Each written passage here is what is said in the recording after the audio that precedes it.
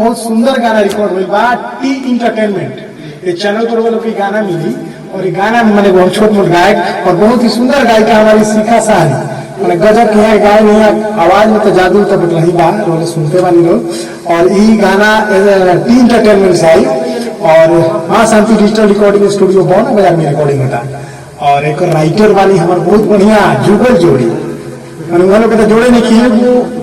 बड़े बाबू हमार और आर के आशीष मैंने कहा कहला गजब की लिखनी बा आई थोड़ा सा सुन जाओ क्वेश्चन का प्यार दिलार जरूर बता लो देव लो आशीर्वाद नमस्कार रेडी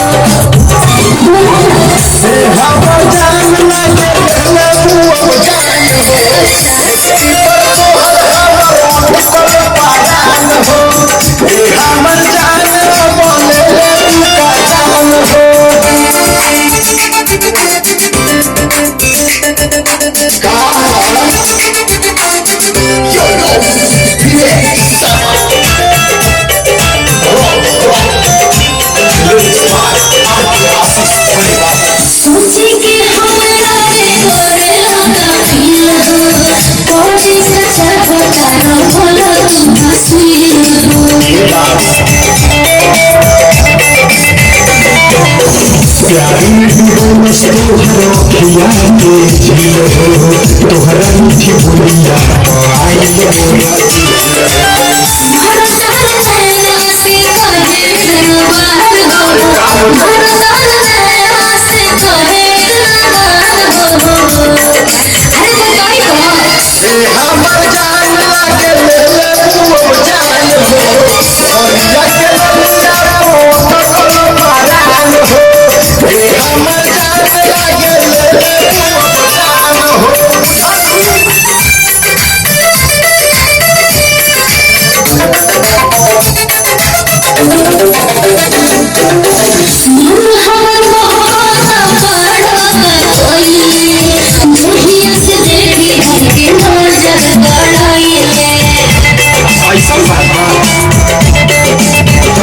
तोहरी से बानी हम प्रिया तोहरी से बानी हम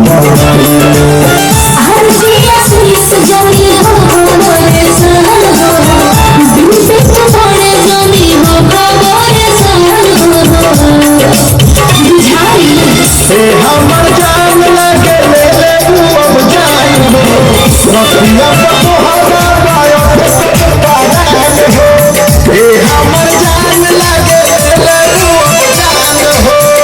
अरे का विचार बाबू